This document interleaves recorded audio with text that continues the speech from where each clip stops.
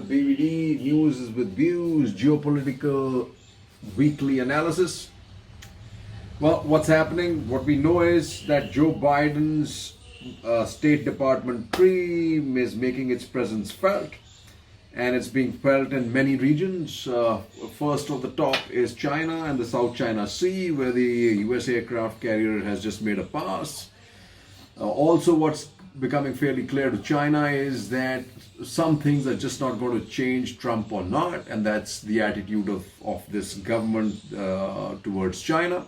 And the President Biden and his team are going to hold the China's feet to the fire as far as issues of Hong Kong and the Uyghurs are concerned. The other factor is that they've made it very clear that China is the eminent challenger to the United States, which is important. The other place where obviously it's being felt is in the Middle East, and where do you see it the most? You see it here, where it says, this is an FP morning brief, exclusive, Biden under pressure over Saudi arms sales. US President Joe Biden's first salvo on foreign policy marked a 180-degree turn on ties with Saudi Arabia, cutting off support for offensive operations in Yemen conflict, freezing arms sales, and appointing a new envoy to push Riyadh back to the negotiating table for peace talks. The other important part is I'm told that they are readying a team and a plan to get on the table for Iran to restart the talks with Iran on the nuclear deal. The other place they are having problem is obviously with Turkey, where we say that the United States was forced to move quickly to calm tensions with Turkey after President Tayyip Erdogan questioned US support following the death of 13 soldiers and policemen held by the Kurdistan workers PKK in northern Iraq. And this is kind of interesting because Turkey also felt there was a lot of people from Turkey analysts who had felt that because of the relationship that Biden enjoyed with Erdogan, there was possibility of a detonate between Turkey and the big boys. However, so far doesn't look to be the case, but obviously they don't want to burn the bridges. As it says, Turkish leader accuses US of backing Kurdish militants. And as I said, you have US must lift curbs before Iran rejoins nuke deal, and I think there is some. I think the Biden administration wants to get Iran back on the table, right? But it's being tested, right? It's being tested. Here we go. Joe Biden gets tested in Iraq. The world is watching how he responds to an attack on US forces. So Joe Biden has said his presidency won't be a third Obama term, and he'll have plenty of opportunities to prove it. The latest comes after a rocket attack against the US-led coalition in Erbil, Iraq, right? The other place we are watching for is what happens in Kabul, because what we have here is Anthony Lloyd Kabul writing from Kabul, stay for 2 more years, Kabul begs Washington. And there is a lot of a thought going into this. As you look at this here, decision time for Biden. Can US risk leaving Afghanistan? As American exit may open up city gates to Taliban, and that's what's really been happening, folks. It's a huge risk here, right? And in the first, as far as India is concerned, always in play in this region, in the first, Afghan president sends chadar for Urs at Dargah in Ajmer. And Turkey is something that India is having to watch really closely. As Dipanjan Roy Chowdhury writes, India keeps watch on Turkey-Pakistan war exercises. From joint exercises to arms purchases, the alliance between the two nations gathers steam. And here we've got to be really careful, folks, and watch them like a hawk. And then the question is, what is the Biden team up to, and how is it backing relations with India? Indian relation continues to be on a strong footing. There's just recently a meeting of the Quad virtually kind of confirmed the fact that neither of the parties were going to walk away from it. There were a lot of doubts when the new administration took over that maybe they would be not as committed to the Quad as Trump. However, it seems that they not only want to be as committed, they want to be actually more committed and actually give it a definitive military dimension to it. Let's see how it plays out. Let's see whether India continues to sit on the fence. But here's something important to hear. I read somewhere, India on track to exceed Paris Accord goal, says Prime Minister. And this is important because this is where we kind of couple with the United States and what John Kerry wants to do. India is actually a red-hot investment opportunity for its clean energy transition, says US Special Presidential Envoy for candidate John Kerry. Statements coming out of the Biden administration, India emerging as leading global power. Then, however, where we have a problem is because of what where we're going to have a problem is what Swato Ganguly writes. Does soft power matter? He says, in a 21st century world of instantaneous communication and memes, we all live in glass houses. Falling back on Indira Gandhi era bromides about a foreign hand is unlikely to reverse this fundamental condition. This is India, but let's be very careful because right as we are going there, it says Congressional India Caucus takes up farm protest with Indian onward. Okay. And we also must remember, even though the Prime Minister has reached out to the diaspora, but now studies show on India a fracture in the diaspora. The Indian American community is increasingly divided on political, religious, and generational lines. And this is something important that India has to note. And most of the guys that are in Biden's administration are of the generation that actually doesn't have that connect with India, folks. So we've got to be very, very, very careful, right? And here, what do we have? India-US trade deal on track. Niggles almost sorted out secretary, and this is going to be extremely critical for India as it kind of reestablishes or enhances the relationship. Because trade now needs to be resolved as soon as possible.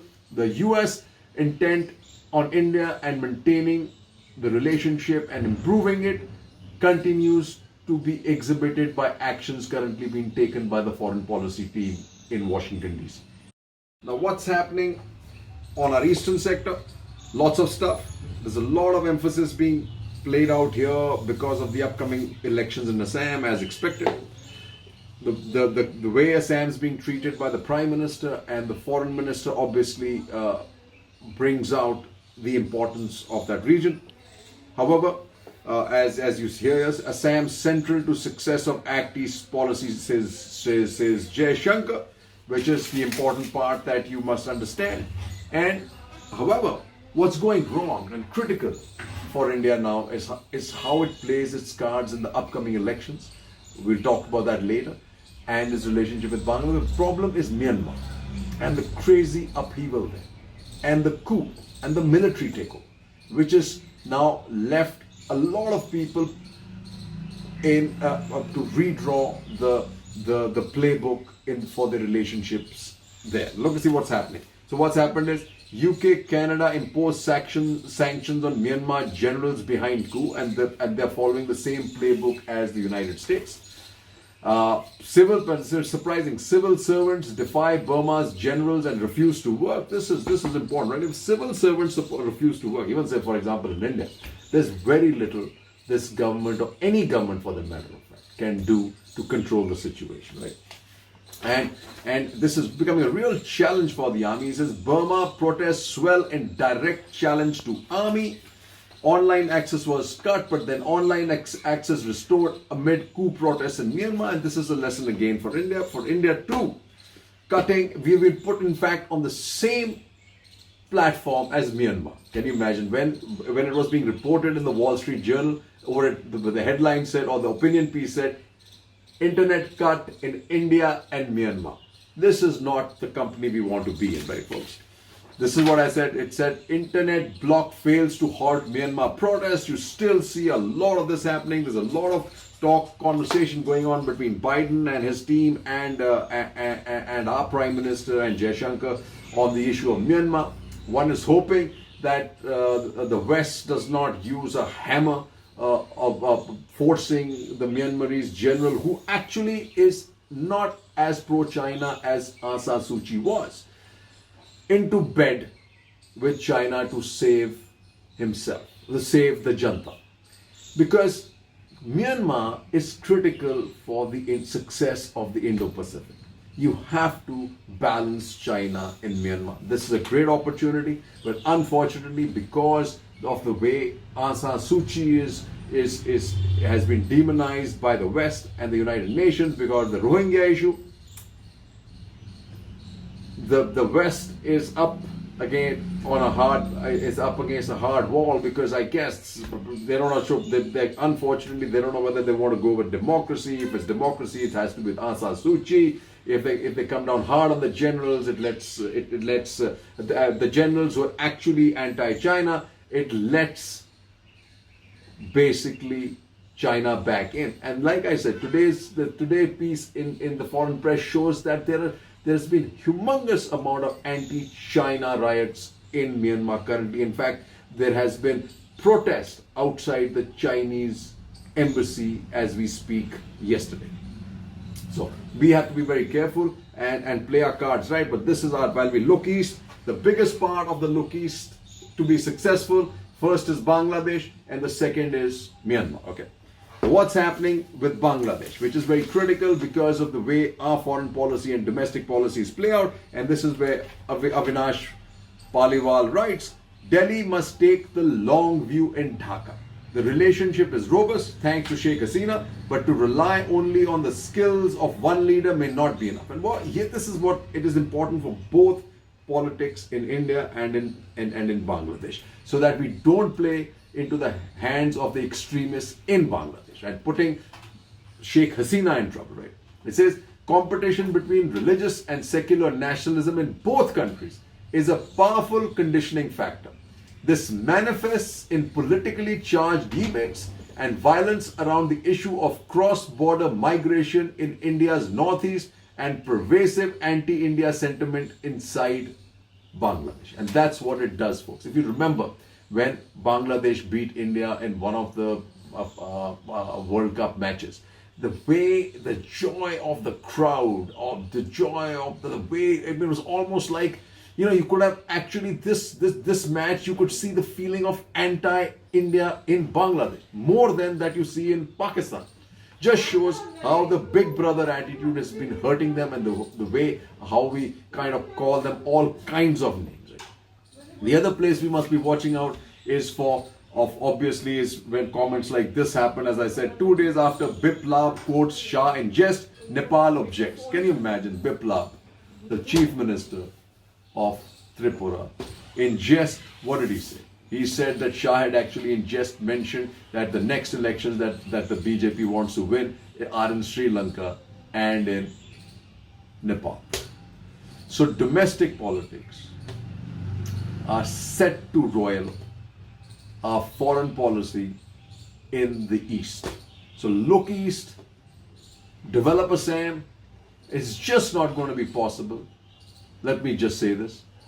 If we lose Bangladesh. And that's one of the principal reasons, actually, why the previous governments of India were really not able to capitalize on Assam and that region, and it was always left because Bangladesh was something when the Prime Minister was Khalid Zia, was absolutely anti-India, and all of the terrorist movements of the Northeast, all the terrorists were given a place to stay in Bangladesh is where they operated from. And these kind of intemperate comments made by the senior most officials of the politicians of the Indian government actually leave a humongous amount of bad taste, which then is used by opposition in these countries to oppose